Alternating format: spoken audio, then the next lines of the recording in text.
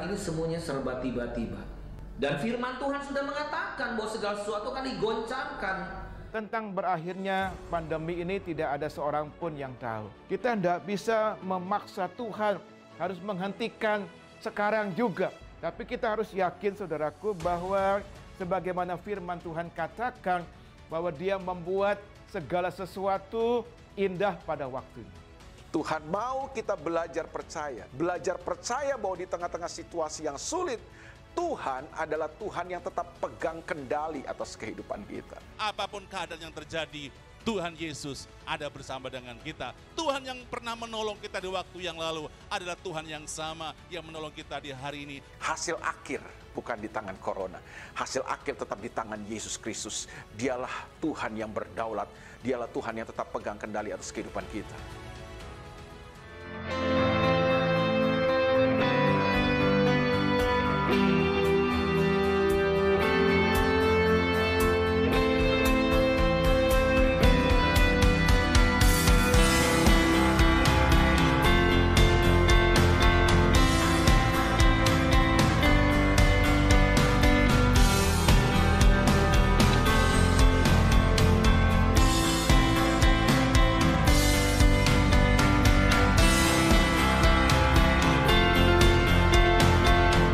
Saya mau bicara tentang belas kasihan. Katakan sama-sama, belas kasihan. Apa itu belas kasihan? Kita bisa melayani tanpa belas kasihan. Tapi yang Tuhan mau, kita harus bersama dengan melayani dengan belas kasihan. Hati kita ini perlu penuh belas kasihan. Kalau kita tidak punya belas kasihan, kita bisa melayani tanpa belas kasihan. Bisa. Betul? Kita kekuatan kita bisa, tapi hati kita belum dipenuhi dengan belas kasihan itu. Jadi kita bisa melayani Tuhan tanpa belas kasihan, kita bisa nolong orang tanpa belas kasihan. Tapi Tuhan mau supaya kita ini melayani sesama kita, tidak cuma begitu saja, tetapi harus dengan belas kasihan. Kalau hati kita penuh belas kasihan, kita tidak mau diberhentikan untuk tidak melayani. Kita tetap mau melayani terus, amin. Ya, jadi kalau sudah punya belas kasihan di dalam hati sudah kepada jiwa-jiwa, sudah nanti akan terus minta kepada Tuhan supaya Tuhan memberi kepada saudara itu belas kasihan, ya, itu minyak dari Tuhan supaya kita bisa selalu kita jatuh hati untuk melihat saudara-saudara kita yang perlu ditolong. Orang yang termotivasi dengan belas kasihan sebelum melayani, dia lebih dulu harus menyerahkan dirinya kepada Tuhan dan memberikan dirinya kepada orang yang mau dia tolong. Misalnya saya mau tolong saudara, saya mau tolong, tapi sebelum saya tolong kepada saudara kami ini, saya mesti berdoa apa? Saya mesti berdoa, boleh. Saya mesti baca roh, boleh. Tapi apa? Lain dari itu enggak perlu. Nah, itu salah nanti, kurang. Jadi masih kurang apa? Kurang satu, yaitu kita mesti memenuhi hati kita, menyerahkan diri kita kepada Tuhan sebelum kita melayani saudara kita ini. Sebelum saya menolong dia, saya mesti membuat saya menyerah kepada Tuhan dan menyerahkan diri saya kepada saudara kita untuk dia nanti akan ditolong. Apa yang perlu ditolong itu kita akan lakukan. Tapi lebih dulu kita mesti menyerahkan diri kita kepada Tuhan, dan sebelum kita menolong saudara kita ini, kita mesti menyerahkan juga diri kita kepada saudara kita ini untuk melayani dia. Bisa mengerti saudara? Kalau tidak begitu, nanti pelayanan itu jadi goncang, jadi pincang, tidak sungsung. Terima kasih. Silakan kembali. Nah, jadi sebelum melayani Tuhan, kita mesti menyerahkan diri kita kepada Tuhan. Sebelum kita melayani saudara-saudara, sebelum saya melayani saudara, saya mesti menyerahkan diri saya kepada saudara-saudara untuk nanti bagaimana saya dalam pelayanan itu. Sebelum kita melayani, kita mesti, diri kita ini sudah harus siap. Kalau tidak, ego kita akan jadi halangan utama. Ego kita tuh ini minta didahulukan, selalu minta didahulukan. Ego kita selalu, ego kita ini bilang bagaimana saya dengan saya, bagaimana dengan saya, selalu bagaimana dengan saya ini kok tidak ditolong, kok saudara nolong orang lain tapi ego saudara sendiri tidak ditolong, bagaimana? Nah, dia tidak mau terima, dan nanti dia akan Anda tidak melayani dengan baik kalau kepentingan ego kita itu bersaing dengan kepentingan saudara kita yang kita perlu tolong dia. Jadi ada dua saudara, ada satu saudara ini mungkin dia jatuh di begal, seperti ada di dalam Injil Lukas pasal 10, di begal sama orang dipukul sampai hampir mati, dia rampok. Kemudian ada orang yang datang, ya, orang Lewi, dia tidak mau berhenti, orang imam tidak mau berhenti juga menolong. Terus ada orang Samaria itu adalah orang yang tidak suka campur dengan orang Yahudi. Orang Yahudi juga tidak suka campur dengan orang Samaria. Nah, orang Samaria ini dia jatuh belas kasihannya, dia datang mengangkat, dia mulai perbaiki semua sakitnya dan sebagainya. Kemudian dia masukkan, dibawa pergi ke rumah sakit, dan setelah itu dia mulai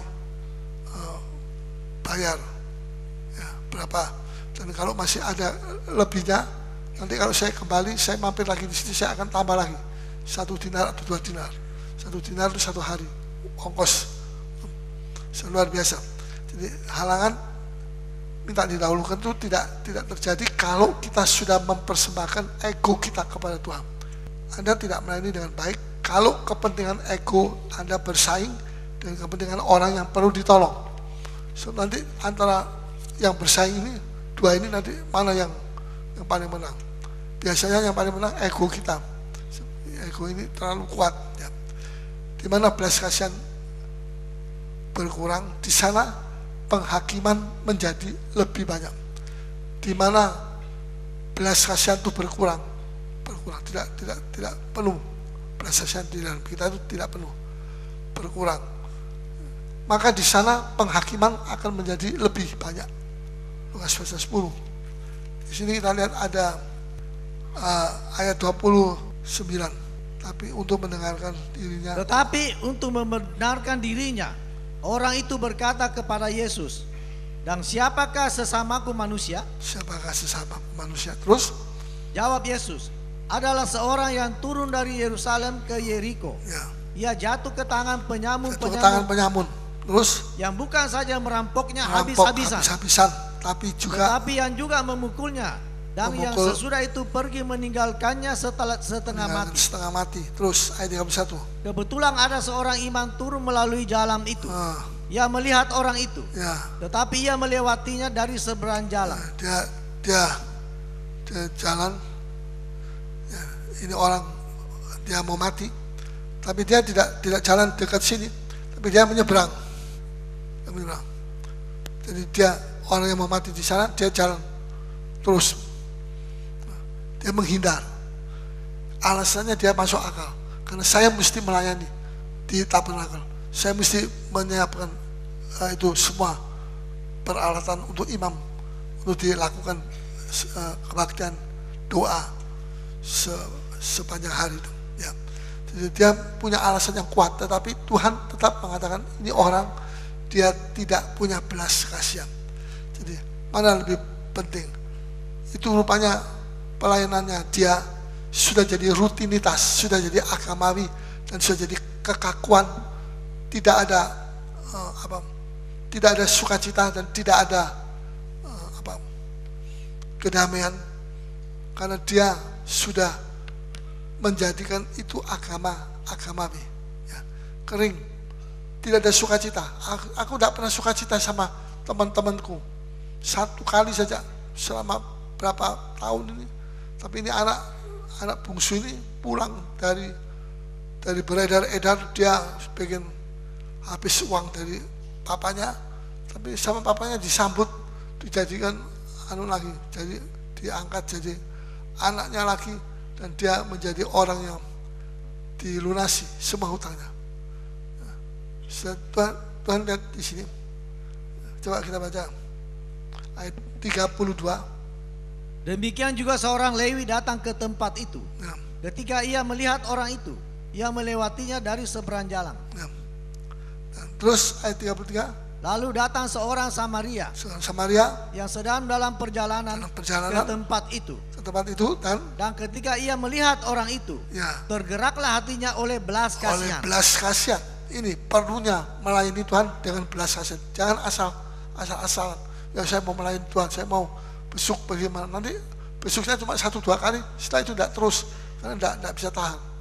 Ya, besuk itu harus pakai belas kasihan supaya sudah bisa terus. Kalau sudah coba melayani sebentar, sudah coba melayani tidak dengan disungguh-sungguh, tapi sudah coba lihat orang, semua orang, tidak ada yang diam, semua melayani. Jadi aku juga mesti melayani, tidak enak kalau nanti aku tidak berbuat apa-apa, aku jadi seperti tukang menonton saja, begitu ya. Jadi ayat 34, coba ia pergi kepadanya, lalu membalut luka-lukanya. Ya. Sesudah ia menyiraminya dengan minyak dan anggur, kemudian ia menaikkan orang itu ke atas keledai tunggangannya sendiri. Terus? Lalu membawanya ke tempat penginapan dan merawatnya. Ya, 33, 35. Keesokan harinya ia menyerahkan 2 dinar kepada pemilik penginapan itu. Katanya, rawatlah dia, dan jika kau belanjakan lebih dari ini, aku akan menggantinya waktu aku kembali. Terus 36. Siapakah di antara ketiga orang ini menurut pendapatmu adalah sesama manusia dari orang yang jatuh ke tangan penyamuk siapa itu? Yang menjadi teman sesama manusia? Sesama manusia dari orang yang jatuh ke tangan penyamun. Siapa? Orang tadi yang orang Samaria. Tapi dia tidak berani mengatakan itu orang, oh namanya siapa atau orang siapa. Tidak, dia cuma mengatakan ayat 37, orang yang telah menunjukkan belas kasihan kepadanya. Kata Yesus kepadanya, pergilah dan perbuatlah demikian. Dia mengatakan apa? Orang ini ditanya sama Tuhan Yesus. Sekarang Tuhan bilang, siapa yang menurut kamu menunjuk belas kasihan kepadanya? Yaitu orang yang pergi dan berbuat, memberikan minyak dan segala kelimpahan dari obat-obatan yang dia perlu untuk, karena dia sudah hampir mati, dibunuh. Jadi di sini kita lihat Tuhan tidak lihat wajah kita, Tuhan lihat hati kita. Wajahnya dia adalah orang Samaria, tapi hatinya dia adalah orang Yahudi. Nah, Tuhan mau lihat hati kita, bukan sebelah luar kita.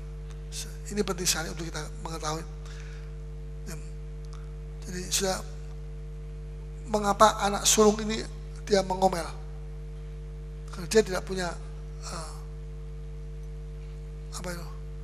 tidak punya belas kasihan, dia mengomel. Karena dia mengukur kasih Bapak itu dengan berkat-berkat dan fasilitas.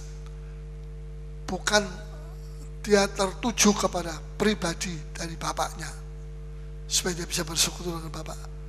Bersekutu dengan Bapak saja tidak pernah. Bersekutu dengan teman-temannya, tapi itu pun dia tidak pernah dikasih sama Bapaknya. Itu kambing domba. Tapi Bapaknya bilang, nak, kamu ada di tengah-tengah Papa. Apa yang punyanya Papa, punyanya kamu. Jadi itu sudah jelas kuat bahwa dia tidak kekurangan, tapi dia itu merasa kekeringan. Karena dia tidak ada hubungan dengan pribadi Papa. Pribadi Papa itu pribadi Papa di sorga. Kita tidak punya hubungan dengan dia, dan kita akan jadi kering, dan akhirnya kita nanti akan menjadi orang yang dikeluarkan dari situ. Nah, jadi sudah bertahun-tahun pelayanan anak sulung ini menjadi rutinitas, tidak ada senyum, tidak ada sukacita, ada kekeringan. Kemudian pengakuan anak sulung ini kita mau periksa saja. Merasa terasing di rumah Bapak. Dia tinggal di rumah Bapak, tapi dia merasa terasing. Bagaimana bisa begitu? Karena apa? Karena dia dekat di rumah bapaknya, dia ada di dalam rumah bapak, tapi dia jauh dari hatinya bapak. Bisa mengerti? Seperti Tuhan berkata kepada orang Farisi, kamu ini pergi ke gereja, kamu ini pergi ke sinagoga, tapi mulutmu saja mengatakan Tuhan, Tuhan, tapi hatimu jauh dari aku. Nah, itu banyak orang Kristen seperti itu. Jadi mereka sudah kering sama sekali. Ya, itu yang pertama. Yang kedua, dan yang ketiga, orang Kristen masih ke gereja, tapi jauh dari Tuhan. Ini bayangannya orang Kristen yang masih pergi ke gereja, tetapi jauh dari Tuhan. Jadi dia tidak merasa ada kedekatan dengan bapaknya. Terus yang keempat, merasa lebih benar daripada orang lain, daripada anak bungsunya, saudara bungsu. Ini dia pulang, dia sudah pikir habis semua kekayaan bapaknya, sudah tidak punya apa-apa. Bapak sudah jadi miskin juga, tetapi dia benci sekali dengan adiknya ini, dan dia mengatakan ini anak bungsu ini tidak bisa, dia mesti dikeluarkan. Kemudian yang kelima, tidak ada sukacita. Tadi saya sudah jelaskan, kekeringan, ada kekeringan dari Roh Kudus, kering, menyanyi ya kering semua, tidak ada sukacita. Ya. Kita ini mesti seperti mobil yang ada akinya itu mesti diperiksa, seminggu sekali diperiksa. Nah, oh ini ternyata akinya lebih turun keluar dari batas, turun paling bawah sama paling tinggi. Itu mesti dia berada di tengah-tengah. Nah, tapi dia tidak. Nah, ini kita mesti selalu memeriksa. Kalau kita tidak memeriksa, bagaimana? Jangan kita anggap seperti kita ini sebuah mesin yang jalan, dan sekali kita jalankan itu mesin jalan terus, itu mesin tidak pernah berhenti, dan dia bisa terus sampai ke tempat tujuan. Tidak begitu. Dia punya air aki, tapi dia mesti sedia selalu diisi lagi. Biar mobil baru termasuk mobil bekas semua mesti diisi. Jadi kita mesti selalu mengadakan filling itu ada mengisi, meriksa bagaimana, apa hati saya ini penuh dengan Roh Kudus atau tidak, penuh dengan kasih mula-mula atau tidak, penuh belas kasihan atau tidak, atau saya ini melayani ya sekedar saya melayani karena saya memang aktif, saya suka keaktifan, tapi lebih dari itu tidak. Di rumah ya dia seringkali jengkel kalau lihat orang macam-macam, ya minta ini minta itu macam-macam. Jadi jangan kita menjadi seperti itu, karena nanti Tuhan tidak akan berkenan kepada kita. Tuhan mau supaya kita berkenan. Amin. Nah, kalau kita mau berkenan dengan Tuhan, kita mesti isi. Selalu kita mesti periksa. Itu air akinya ada atau tidak. Ya, itu sehebat-hebat mobil apa saja, mobil pesawat terbang atau mesti punya aki, mesti punya aki. Kalau tidak ada aki, tidak bisa. Mau terbang lebih-lebih tidak bisa, mau lari saja tidak bisa kok, karena dia tidak punya aki. Itu aki penting untuk menggerakkan seluruh dinamo dari itu mesin bisa berjalan. Ya. Nah, kehausan ini kekeringan berarti ada kehausan. Yang keenam, jadi saya boleh tulis yuk, kehausan kepada Allah. Nah, ini awal dari kebangunan rohani. Kehausan kepada Allah. Kalau saya mau mengalami kebangunan rohani di dalam gereja ini, sudah mesti mengalami kehausan lebih dulu. Haus kepada Tuhan. Sudah datang dalam kebaktian, sudah bawa jiwa-jiwa. Nah, coba kita baca ayat 31. Lukas 31. Kebetulan ada seorang iman turun melalui jalan itu. Ya. Ia melihat orang itu, tetapi ia melewatinya dari seberang jalan. Ya, engkau anak sulung selalu bersama-sama dengan aku. Ayat 31. Coba tolong baca. Kebetulan ada seorang imam turun melalui jalan itu. Ayat 31b. Ia melihat orang itu, terus. Tetapi ia melewatinya dari seberang jalan. Dia melewati dari seberang jalan. 7 kedekatan fisik itu tidak dirasakan oleh anak sulung. Ada 7 kedekatan fisik. Tidak ada 7. Merasa terasing di rumah bapak 1. Dekat secara fisik dengan bapak tapi jauh di hati 2. Ini semua cuma jasmani tapi rohani tidak jauh. Ketiga, orang Kristen yang masih ke gereja tapi jauh dari Tuhan. Keempat, merasa lebih benar daripada orang lain, ya, anak bungsu. Kelima, sukacita, tidak ada sukacita. Kekeringan dari Roh Kudus seperti aki yang setiap hari harus diperiksa. Ini yang kelima. Yang keenam, kehausan kepada Allah, awal dari kebangunan rohani. Kalau saya mau mengalami kebangunan rohani, saya mesti selalu haus firman Tuhan, haus, suka mendengar firman Tuhan, dan sudah catat itu firman Tuhan, nanti saya akan mengalami kebangunan rohani. Dan yang ketujuh, kedekatan fisik itu tidak dirasakan oleh anak sulung karena faktor hati yang jauh dari Bapa. Yang ketujuh, kedekatan hati tidak dirasakan oleh anak karena dia faktor hati yang jauh dari Bapa. Ya. Dan yang kedelapan, segala kepunyaannya adalah segala kepunyaanku, kata Bapaknya. Segala kepunyaanku itu kepunyaannya dia juga. Ya, jadi kepunyaan kamu. Ya, coba kita baca ayat 31b. Nah, ketika ia melihat orang itu, tergeraklah hatinya oleh belas kasihan. Ya, sudah baca 30. ya, ayat 31b, maaf, 31b. Tetapi ia melewatinya dari seberang jalan. Ya, yang melewati. Misalnya seorang permaisuri, dia dibawa oleh rajanya, dibawa ke istananya. Dia memperlihatkan semua kekayaan dan emas, perak, permata yang begitu banyak, lemari-lemari yang besar-besar, yang raksasa-raksasa itu penuh dengan segala macam perhiasan emas dan dengan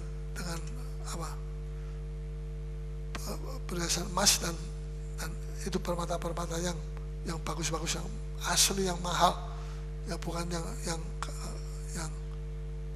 cuma murah-murahan itu, tidak. Nah, lantas saya bilang, ini ada satu lemari kecil ya segini, dan dia bilang ini semua ada berisi perhiasan ini adalah asli dan ini milikmu, kamu boleh miliki. Tapi yang semua yang lain sisa dari lemari-lemari yang penuh dengan itu permata-permata itu milik negara, itu kamu tidak boleh pegang. Wah, dia agak sedikit sedih.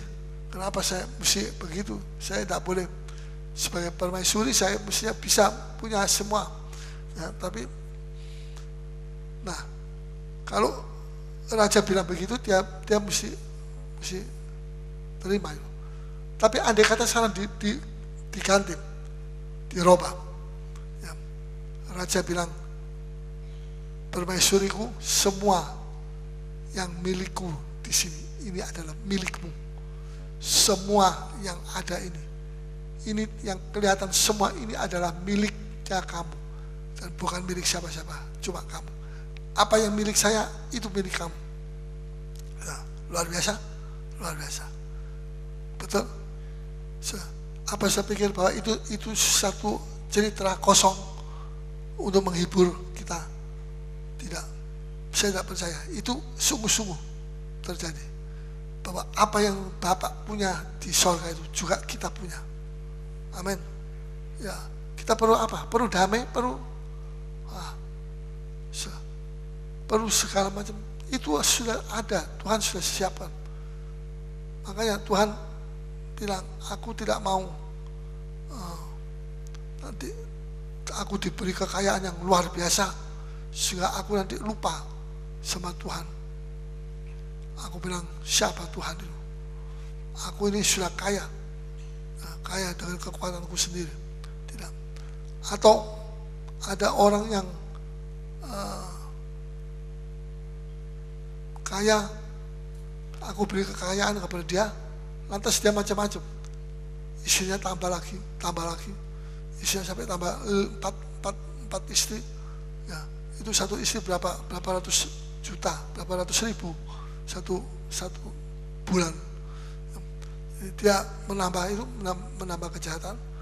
Ya, nanti dia pergi ke narkoba, beli ini beli itu, suntikan yang mematikan sampai jadi rusak nanti syarafnya gara-gara uang. Makanya Bible bilang uang itu adalah akar segala kejahatan. Akarnya segala kejahatan itu akar tunggang. Ya, jadi ini narkoba. Ini sambungannya ke akarnya. Ini apalagi? Rokok itu juga mematikan. Itu sambungan ke akarnya. Apa lagi? Whisky itu sambungan ke akar dan sebagainya. Semua ke akarnya satu. Akarnya itu adalah akar dosa. Itulah itu akar dari kejahatan. Semua itu berasal dari situ. Sebab itu Amsal bilang begini, Pengkhotbah bilang, saya tidak mau diberi kekayaan, tapi saya juga tidak mau diberi kemiskinan. Supaya jangan kalau saya miskin nanti saya mencuri, saya tidak menghormati Tuhan, dan kalau saya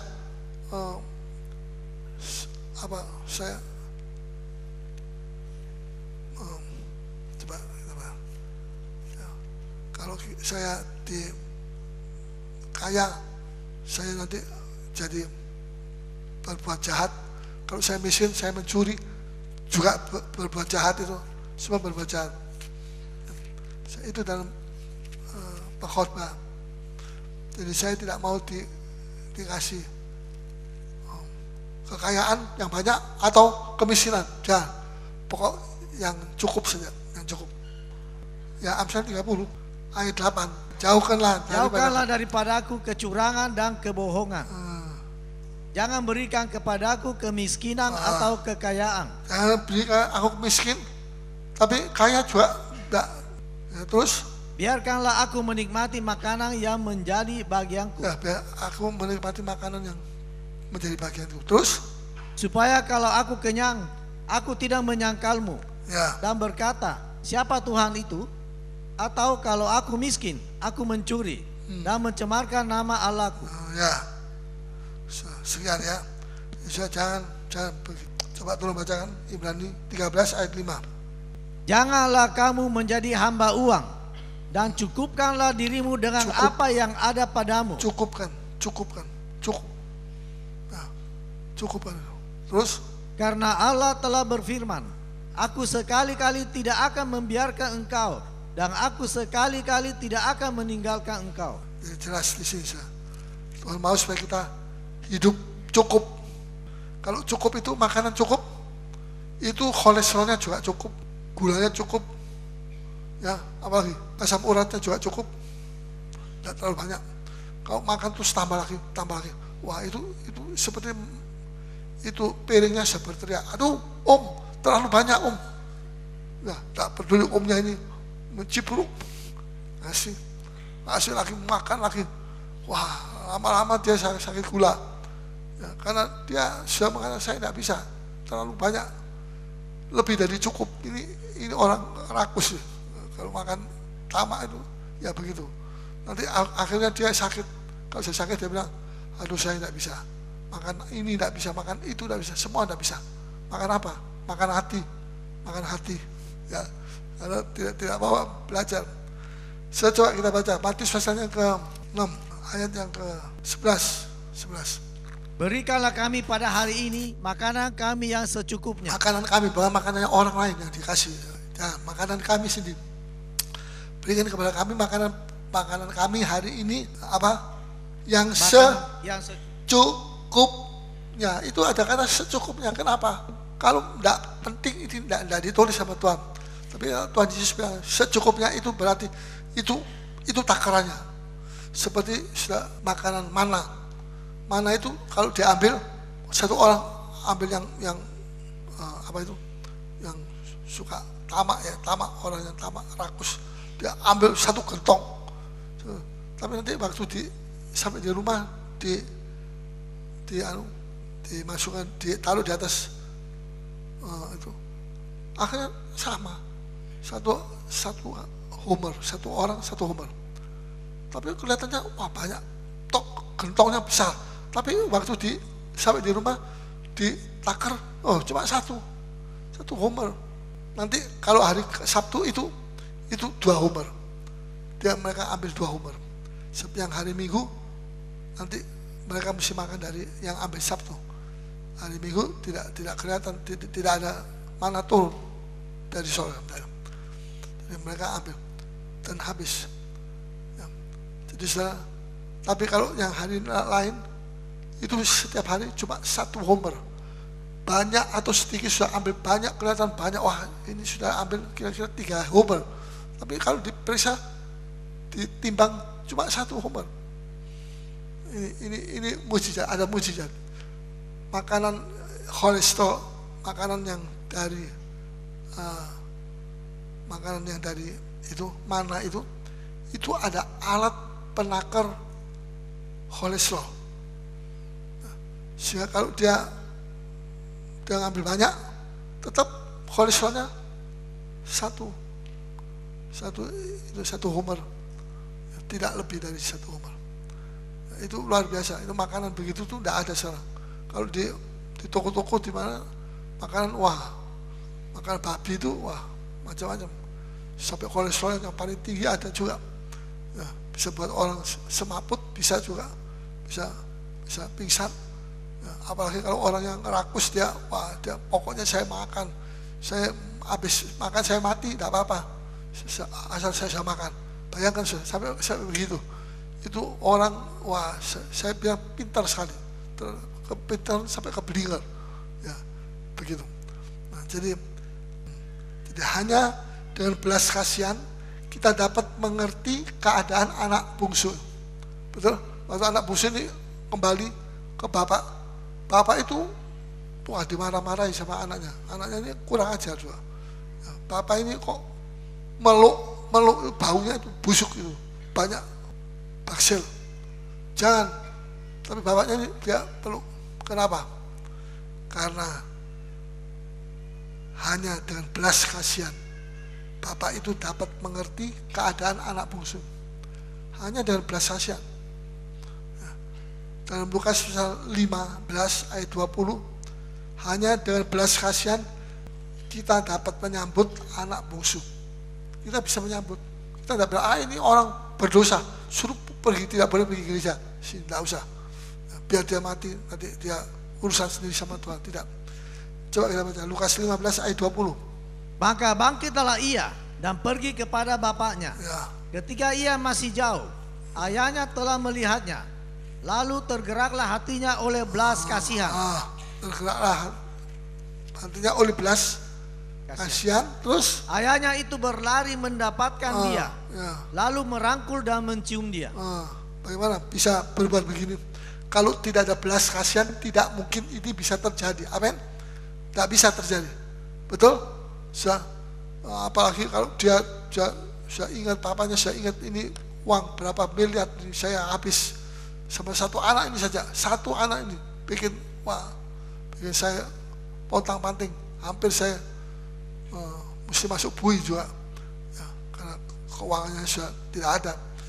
Tapi dia bisa menyambut anaknya itu karena apa? Belas kasihan. Jadi begitu besarnya belas kasihan, kuasa dari belas kasihan. Kalau sudah tidak mau melayani Tuhan dengan melayani jiwa-jiwa dengan belas kasihan, dengan apa sudah mau melayani? Sudah tidak akan bisa berhasil. Sudah melayani tanpa belas kasihan itu kering, itu tidak ada kuasa. Tapi belas kasihan itu kuasa yang luar biasa dan sudah akan berhasil membawa jiwa-jiwa datang kepada Tuhan. Amin. Yang orang saudaranya sendiri saja tidak mau, dia bilang tidak usah pergi, suruh pergi, jangan dia boleh masuk di rumah. Tapi bapaknya bilang biarkan. Kenapa? Karena bapak dan anak ini, dua ini, yang satu bapak punya belas kasihan, yang ini anak sulung tidak punya. Ya, jadi dia itu hanya sebagai orang yang suka mengkritik orang yang salah. Padahal Tuhan sudah ampuni kesalahannya, tapi dia masih anggap ini salah besar. Sudah bayangkan itu Tuhan. Kalau ada kata Tuhan itu seperti kita, celaka kita. Bagaimana? Kita sudah mengampuni, tapi kita masih ingat, itu orang pernah berbuat begini. Jadi hati-hati, jangan. Kita tidak boleh. Kita mesti seperti Tuhan Yesus. Kalau dia sudah ampuni betul-betul dia ampuni. Dan Tuhan memberikan satu perjalanan yang baru. Ya. Kalau tidak ada belas kasihan, hanya dengan belas kasihan, Bapak itu bisa mengampuni kesalahan-kesalahan dari anak bungsu. Amin. Bisa mengampuni. Anak sulung tidak bisa mengampuni. Saudara-saudaranya semua tidak bisa mengampuni. Pegawai-pegawainya semua tidak bisa mengampuni. Tapi satu anak bungsu ini diampuni oleh bapaknya. Karena apa? Karena belas kasihan. Begitu besar kuasa belas kasihan. Yesus itu adalah imam besar yang punya kuasa, yang punya belas kasihan. Itu luar biasa. Kalau dia tidak punya belas kasihan, kita celaka, kita percuma. Kita dilayani Tuhan tanpa belas kasihan, kita tidak bisa berbuat apa-apa. Coba kita mau Lukas 15 ayat 19. Coba ayat 19. Tolong. Aku tidak layak lagi disebut anak Bapa. Jadikanlah aku sebagai salah seorang upahan Bapa. Aku tidak layak jadi anak Bapa. Jadikan aku sebagai seorang upahan Bapa. Terus maka bangkitlah ia dan pergi kepada bapaknya. Ketika ia masih jauh, ayahnya telah melihatnya. Lalu tergeraklah hatinya oleh belas kasihan. Hatinya oleh belas kasihan. Ini belas kasihan ini bisa menggerakkan hati orang. Orang yang keras itu seperti batu yang dingin itu, sikapnya dingin sekali. Itu bisa cair oleh apa yang dinamakan belas kasihan. Belas kasihan ini kuasa yang luar biasa. Ini timbulnya dari mana? Timbulnya itu dari penderitaan kita. Kalau kita menderita, ya kita menderita sengsara, kesusahan, ada banyak percobaan salib kita nanti akan bisa mempunyai belas kasihan. Belas kasihan itu kuasa. Untuk kalau kita menghadapi orang yang paling jahat sekalipun, kita bisa menaklukkan dia dengan kuasa belas kasihan. Tidak, tanpa belas kasihan sudah tidak bisa menaklukkan dia. Ini luar biasa. Ya. Lukas 10 ayat 33 sampai 35. Ini saya mau tunjukkan belas kasihan itu untuk apa saya? Kekuatannya untuk apa? 33 sampai 35. Lalu datang seorang Samaria yang sedang dalam perjalanan ke tempat itu, dan ketika ia melihat orang itu, tergeraklah hatinya oleh belas kasihan. Tergeraklah hatinya oleh belas kasihan. Terus ayat 34. Ia pergi kepadanya, lalu membalut luka-lukanya. Ya. Sesudah ia menyiraminya dengan minyak dan anggur. Kemudian ia menaikkan orang itu ke atas keledai tunggangannya sendiri, lalu membawanya ke tempat penginapan dan merawatnya. Coba lagi sekali. Ayat 33. Lalu datang seorang Samaria yang sedang dalam perjalanan ke tempat itu. Dan ketika ia melihat orang itu, tergeraklah hatinya oleh belas kasihan. Ya, tergeraklah hatinya oleh belas kasihan. Dia datang mendekati orang Samaria itu, datang mendekati orang itu, ya. Dan tergerak hatinya oleh belas kasihan. 3 ayat 34.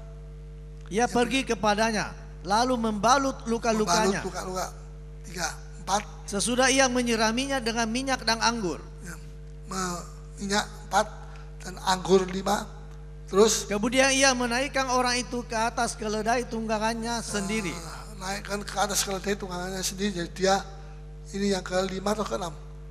6. Dia sendiri turun, dia mesti jalan, tidak boleh dia naik di keledai, terlalu kuat, terlalu kasihan nanti keledainya, terlalu berat. Jadi 6. Dia jalan kaki. Lalu Terus, membawanya ke tempat penginapan dan merawatnya. ke tempat penginapan 7. Tiba ke tempat pesanggeran. Dan yang ke-8 Merawatnya. dirawat. 8. Terus 9. Keesokan harinya ia menyerahkan 2 dinar kepada pemilik itu penginapan 2 itu. dinar. 2 dinar itu 2 hari. Itu dikasihkan ya, untuk furskot. Terus Katanya, rawatlah dia, dan jika kau belanjakan lebih dari ini, ya, aku akan menggantinya waktu aku rawatlah kembali. dia. Ini yang ke-9, 10. Dan jika kau belanjakan lebih dari ini, aku akan mengganti. Dia bilang, kalau kamu membelanjakan lebih dari 2 dinar, bisa 3 dinar, 4 dinar, kamu keluarkan. Nanti saya akan kembali ke sini, saya akan lunasi. Luar biasa. Terus dia memberi kesempatan, membuka kesempatan untuk lebih dari 2 dinar ongkos-ongkosnya. Itu 1 dinar itu, wah, itu harganya mahal ya. Jadi ini terus ditambah lagi 1, yaitu aku akan mengganti. Jadi tidak utang terus, tapi diganti. Itu 11. Karena ada belas kasihan, dari belas kasihan itu keluar 11 perbuatan yang baik. Amin. Nah, kalau tidak ada belas kasihan itu, adakah 11 perkara ini? Tidak ada. Tidak ada. Jadi kalau sudah mau berbuah-buah, pelayanan sudah itu diberkati, ada belas kasihan. Itu macam-macam itu. Itu saudara mesti betul-betul minta sama Tuhan lebih dulu, belas kasihan. Tuhan berikan saya belas kasihan, supaya saya tidak seperti orang biasa, orang Kristen yang cuma ribut ya secara jasmani, tapi rohani tidak. Tapi rohani juga mengalami. Ya. Nah, hanya dengan belas kasihan ini yang keempat, kita dapat menerima kembali keberadaan anak bungsu sebagai anggota keluarga Allah. Kita bisa terima kembali anak bungsu yang mau mati ini menjadi anggota keluarga Allah. Amin. Ya, karena apa? Karena belas kasihan kita bisa menerima kembali. Tadi kita bisa mengampuni kesalahan-kesalahan anak bungsu, dan kita bisa menyambut, itu yang kedua. Dan yang pertama, kita bisa mengerti keadaan anak bungsu. Kita bisa mengerti keadaannya. Ya, dia memang jahat tadi, tapi sekarang dia bertobat. Dan ini anak sulung bapaknya ini dapat menyambut anak bungsu. Bapaknya ini dapat mengampuni kesalahan, dan bapaknya ini dapat menerima kembali keberadaan anak bungsu sebagai anggota keluarga. 4 perkara. Ya, Roma 9 ayat 15. Saya mau bicara tentang luar biasa tentang ini. Roma 9 tentang belas kasihan. Ayat 15 sampai dengan 23. Sebab ia berfirman kepada Musa, aku akan menaruh belas kasihan kepada siapa aku mau menaruh belas kasihan. Dan aku akan bermurah hati kepada siapa aku mau bermurah hati. Aku mau bermurah hati kepada siapa aku mau bermurah hati. Tidak ada satu setan bisa menghalang-halangi. Tuhan, jangan kamu bermurah hati kepada Paulus Yedidia, biar dia sakit, biar dia mati. Oh, tidak bisa. Tidak ada satu setan, 1000 setan pun tidak bisa mencegah Yesus untuk memberikan belas kasihan kepada saya dan saudara. Amin. Ini luar biasa. Tidak ada satu iblis yang bisa menahan Yesus untuk tidak memberikan belas kasihan kepada kita. Karena belas kasihan ini luar biasa. Terus ayat berapa? Ayat 16. Jadi hal itu tidak tergantung pada kehendak orang atau usaha orang. Ya, tidak tergantung dari usaha orang, tetapi kepada kemurahan hati Allah. tapi kepada kemurahan hati dari siapa? Dari Allah, kemurahan hati dari Tuhan. Tuhan memberikan kepada anak ini belas kasihan. Kepada ini tidak. Kepada ini dia kasih. Kepada itu tidak. Kepada sini dia kasih. Yang itu tidak. Dia bisa pilih sendiri. Karena dia tahu orang ini hatinya sampai di mana. Hatinya sungguh-sungguh. Dia mau tulus. Dan Tuhan tahu kalau ketulusan dari orang itu, Tuhan memberikan kepada dia belas kasihan. Terus Sebab kitab suci berkata kepada Firaun, itulah sebabnya aku membangkitkan engkau, yaitu supaya aku memperlihatkan kuasaku di dalam engkau, dan supaya namaku dimasyurkan di seluruh bumi. ya, ayat 18. Jadi ia menaruh belas kasihan kepada siapa yang dikehendakinya, Ya. dan ia menegarkan hati siapa yang Yang dikehendakinya. menegarkan hati, mengeraskan hati siapa yang dikehendaki. Tapi kalau dia lihat ada orang yang hatinya lembut, dia bisa memberi belas kasihan kepada orang ini, karena dia tahu orang ini akan tidak menolak belas kasihan Tuhan. Tapi kalau orang itu kira-kira dia nanti menolak, Tuhan tidak akan kasih. Seperti Firaun, dia menolak, Tuhan tidak ambil. Tuhan ambil kembali belas kasihan. Terus ayat berapa? 19. 19. Sekarang kamu 19. Sekarang kamu akan berkata kepadaku, ya, jika demikian, apalagi yang masih yang masih disalahkannya. disalahkannya, sebab siapa yang menentang kehendaknya? Wah, siapa lagi yang mau disalahkan? Kalau Tuhan maunya Tuhan sendiri mau kasih orang ini belas kasihan, yang itu tidak dikasih belas kasihan, yang sana dikasih, yang sini tidak dikasih. Ya, sekarang Tuhan sendiri yang berkuasa untuk memilih. Ya, siapa yang mau disalahkan? Tidak bisa kita salahkan orang lain atau siapa. Karena Yesus sendiri yang memilih menurut dia punya kemauan sendiri. Tapi Tuhan bilang, kamu itu tanah liat. Yesus itu penjunan, membuat. Ya. Masa kamu tanah liat itu mau protes sama ini penjunan? Penjunan, kamu kok jadikan aku seperti ini? Apa? Bikin tempat air yang kecil saja. Mana yang besar? Oh, tidak ada. Tidak bisa. Kamu tidak bisa mengatakan begitu. Itu haknya Tuhan. Tuhan punya hak atas tanah. Kita ini tanah liat yang akan dirubah oleh Tuhan menjadi sesuatu yang indah di mata Tuhan. Amin. Tapi ada proses. Mesti kita menjalani proses. Terus ayat berapa? 20. Siapakah kamu, hai manusia? Maka kamu membantah Allah. Ya. Dapatkah yang dibentuk berkata kepada yang membentuknya? Kalau orang suka bantah-bantah itu Tuhan tidak mau memberikan. Kecuali kalau Tuhan lihat dia akan mau berubah, Tuhan akan kasih. Terus mengapakah engkau membentuk aku demikian? Ya. Terus ayat 21. Apakah tukang periuk tidak mempunyai hak atas tanah liatnya? Apa tukang periuk tidak punya hak untuk mempunyai hak atas tanah liatnya? Untuk membuat dari gumpal yang sama suatu benda untuk dipakai guna tujuan yang mulia. Terus dan suatu benda lain untuk dipakai guna tujuan yang biasa. 22.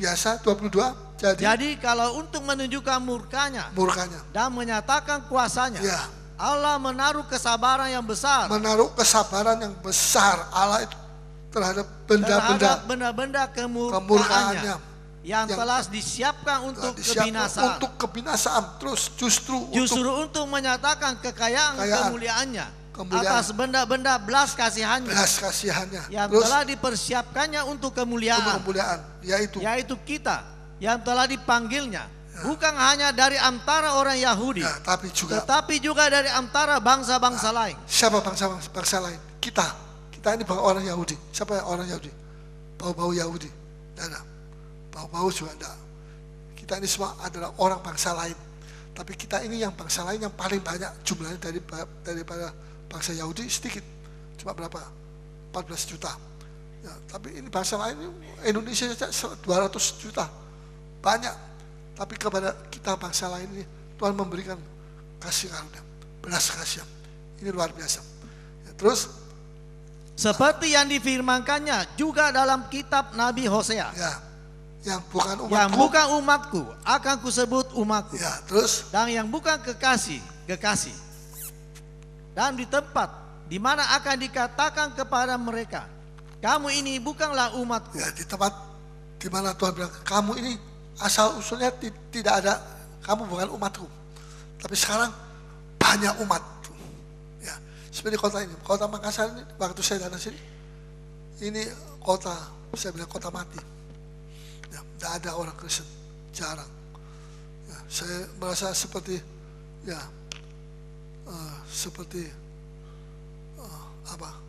sayang kok saya pergi ke sini, saya jalan. Tapi tidak, Tuhan suruh saya memang pergi ke sini. Sekarang kita lihat kota ini kota yang ramai, yang banyak orang-orang yang bertobat dan percaya kepada Yesus. Amin. Ini jalannya Tuhan. Tuhan membuat yang tidak ada umat jadi banyak umat. Ya, itu nanti juga di kota-kota di Sulawesi Selatan dan Sulawesi Tengah, Sulawesi Utara, Sulawesi Tenggara, Sulawesi mana saja, Sulawesi, ya, dan seluruh Indonesia nanti akan penuh dengan kemuliaan Tuhan. Terus ayat berapa? Di sana akan dikatakan kepada mereka, anak-anak Allah yang hidup. Dan Yesaya berseru tentang Israel. Ya. Sekalipun jumlah anak Israel seperti pasir di laut, Ya. namun hanya sisanya akan diselamatkan. Israel itu cuma sisanya, karena ini orang keras hati. Ini dia itu adalah seperti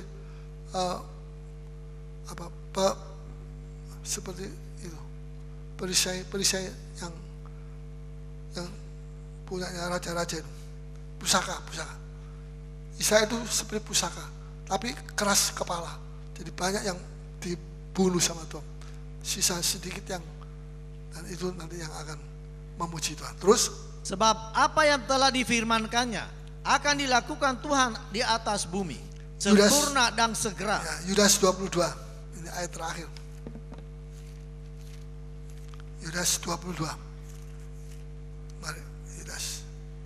Tunjukkanlah belas kasihan kepada mereka yang ragu-ragu. Tunjukkanlah belas kasihan kepada mereka yang ragu-ragu. Kepada siapa? Yang ragu? Ragu. Jangan ragu-ragu. Orang ragu-ragu malah kamu keluar saja, jangan kamu masuk sini. Salah. Ya. Orang yang ragu-ragu tuh kita juga mesti tunjukkan belas kasihan, supaya dia dengan belas kasihan itu kita bisa membawa dia datang kepada Kristus. Kalau kita, kamu tidak mau, ya sudah, kamu pergi sendiri, kamu cari jalan lain sendiri. Ya, nanti banyak jiwa yang mati, masuk neraka. Ya, tapi kalau ada caranya, Tuhan, tunjukkanlah belas kasihan kepada mereka yang ragu-ragu. Sudah ada yang ragu-ragu, ada jiwa-jiwa yang masih sudah bawa, masih 1-2 kali, tapi masih ragu-ragu. Sudah perlu membawa jiwa-jiwa baru. Hari Minggu, hari Jumat, bawa jiwa-jiwa baru. Ini penting sekali. Yesaya 19 ayat 1 mulai. Ya, mari. Ya, mari. Ucapan ilahi terhadap Mesir. Mesir itu bayangan Indonesia. Ini Mesir, ini disebut Mesir, tapi ini sebenarnya ini Indonesia. Terus, lihat, Tuhan mengendarai awan yang cepat, ya, dan datang ke Mesir. Dan melawat ke Mesir. Terus, maka berhala-hala Mesir gemetar di hadapannya. Berhala Mesir gemetar di hadapannya. Nah, ini suka pergi berhala-berhala. Orang Kristen di Indonesia ini banyak yang masih begitu, masih berkhianat sama Tuhan. Jadi sudah berhala-berhala Mesir gemetar di hadapannya. Terus, dan hati orang Mesir merana hancur dalam diri mereka. Nah, ini Indonesia nanti, ya, kita harap supaya tidak terjadi kehancuran lagi. Terus, aku akan menggerakkan orang Mesir melawan orang Mesir. Orang Mesir sama ini perang saudara nanti terjadi. Terus, supaya mereka berperang. Setiap orang melawan saudaranya. Ya, terus. Dan setiap orang melawan temannya. Kota melawan kota. Kerajaan melawan kerajaan. Perang kota ini nanti. Terus, semangat orang Mesir menjadi hilang. Dan rancangannya akan kukacaukan. Terus, maka mereka akan meminta petunjuk kepada berhala-berhala. Berarti pergi ke berhala-berhala minta petunjuk. Padahal ada firman Tuhan, kok tidak mau terima firman Tuhan. Kok minta? Itu orang Kristen yang seperti itu nanti akan kena tebas, akan mati dia kena tebas. Ya, ini perang kota, ini perang diantara ya sesama bangsa sendiri. Terus, dan kepada tukang-tukang jampi, ya, kepada arwah dan kepada roh-roh peramal. Terus, aku akan menyerahkan orang Mesir ke dalam tangan seorang tuan yang kejam. Seorang tuan yang kejam, ini berarti aku akan menyerahkan orang Mesir, Indonesia, ke dalam tangan seorang tuan yang kejam.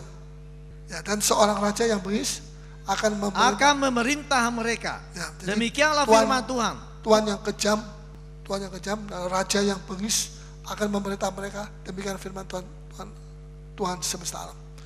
So, ya. Coba sekarang ayat 22. Tuhan akan menghajar orang Mesir, ya, akan menghajar dan menyembuhkan, dan mereka akan berbalik kepada Tuhan. Indonesia akan dihajar. Kalau Indonesia juga masih macam-macam, masih berani pergi ke dukun, punya opo-opo dan sebagainya, ya itu tidak boleh, tidak baik. Akan menghajar dan menyembuhkan. Terus dan ia akan mengabulkan doa mereka serta menyembuhkan doa mereka. mereka serta menyembuhkan mereka. Terus pada waktu itu akan ada jalan raya dari Mesir ke Asyur. Terus Sehingga orang Asyur dapat masuk ke Mesir, ya. dan orang Mesir ke Asyur. Terus Dan Mesir akan beribadah bersama-sama Asyur. Nanti ada bangsa-bangsa yang bertobat di Indonesia. Ada suku-suku yang bertobat. Terus pada waktu itu Israel akan menjadi yang ketiga di samping Mesir dan di samping Asyur. Suatu berkat di atas bumi. Satu berkat di atas bumi. Satu berkat. Nanti orang Israel, orang Mesir, orang Asyur, tiga bangsa ini nanti duduk bersama dan menyembah kepada Tuhan. Mereka menyembah Tuhan. Mereka mulai percaya kepada Tuhan. Dan ini satu berkat yang satu berkat di atas bumi. Ini satu berkat di atas bumi. Ini bukan laknat. Ya. Terus 25. Yang diberkati oleh Tuhan semesta alam dengan berfirman. Ya, diberkatilah Mesir, umatku, dan Asyur, buatan tanganku, dan Israel, milik pusakaku. Ayat 21. Sekarang ayat 21, pasal 21 ayat 13. Ini baca baik-baik. Ini perihal ucapan ilahi terhadap Arabia. Ucapan ilahi terhadap Arabia. Sebentar. Pelan-pelan, jangan terlalu cepat. Ya, ini sudah semangat ya, naik semangatnya. Mau cepat-cepat nanti lupa semua. Ya, ini Arabia, ini Arab di Arab sana. Nah, ini Bani Kedar. Apa yang akan terjadi dengan Bani Kedar? Coba baca lagi sekali. Ucapan ilahi terhadap Arabia. Ya. Dibelukar di Arabia. Ya. Kamu akan bermalam. Ya. Bisa ngomong Arabia? Coba Arabia. Kopi Arabia. Ngomong Arabia. Loh. Ngomong Arabia. Loh, kok gak bisa ngomong? Blank. Coba ngomong Arabia. Nah, kopi Arabia. Nah, nanti beli sendiri, jangan beli sendiri. Terus kamu akan bermalam. Kamu akan bermalam. Hai kafilah orang Dedan. Hai penduduk tanah Tema. Ya, terus keluarlah, bawalah air kepada orang yang haus. Pergilah, sambutlah orang pelarian dengan roti. Pelarian bawa beras, ya, roti, sebab mereka melarikan diri terhadap pedang. Terhadap pedang yang terhunus, terhadap busur yang dilentur, dan terhadap kehebatan peperangan. 16. Sebab beginilah firman Tuhan kepadaku, dalam setahun lagi, menurut masa kerja prajurit upahan, maka segala kemuliaan Kedar akan habis. Segala kemuliaan Kedar akan habis. Ini jangan bilang Pendeta Paulus ngomong begini, tapi ini firman Tuhan. Semua kemuliaan Kedar itu yang sekarang yang dipuji-puji, yang menjadi satu kekuatan dunia yang luar biasa, nanti akan habis. Entah melalui perang, entah melalui apa, habis semua. Ya, terus dan dari pemana-pemana yang gagah perkasa dari Bani Kedar. Yang gagah perkasa, pemana-pemana yang gagah perkasa dari Bani Kedar. Ya, terus akan tinggal sejumlah kecil saja. Akan tinggal sejumlah kecil saja. Sedikit, tidak kuat lagi. Sekarang mereka tuh seperti berkuasa. Di Indonesia pun mau berkuasa. Ya, tapi terus tidak bisa. Terus sejumlah kecil. Sebab Tuhan Allah Israel telah mengatakannya. Sebab Tuhan Allah Israel telah mengatakan. Dan kalau Tuhan sudah mengatakan, itu harus jadi. Amin. Semua satu titik pun tidak akan, satu nokta tidak akan gugur. Kalau itu belum jadi, itu pasti akan jadi. Sebab ini firman Tuhan, ya dan amin. So, itulah perlunya. Saya tidak bisa khotbah ini hari Minggu, karena hari Minggu itu banyak jiwa baru. Saya bisa khotbah hari Jumat. Kalau ada apa-apa, saya akan kasih pada hari Jumat.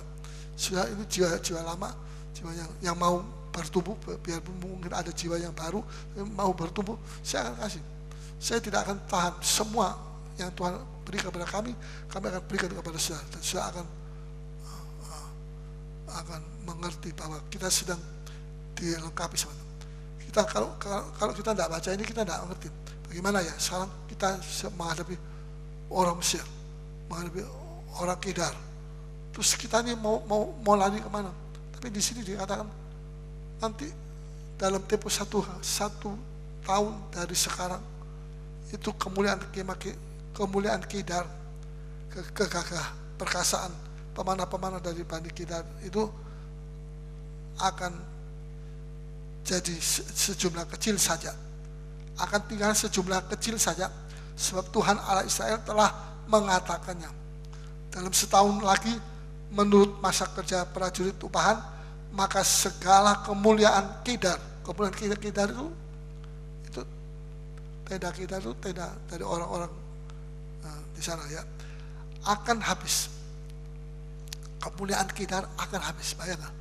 Kemuliaan Kedar itu luar biasa, sampai sana tuh menyedot berapa miliar dolar, orang dari seluruh dunia datang ke sana.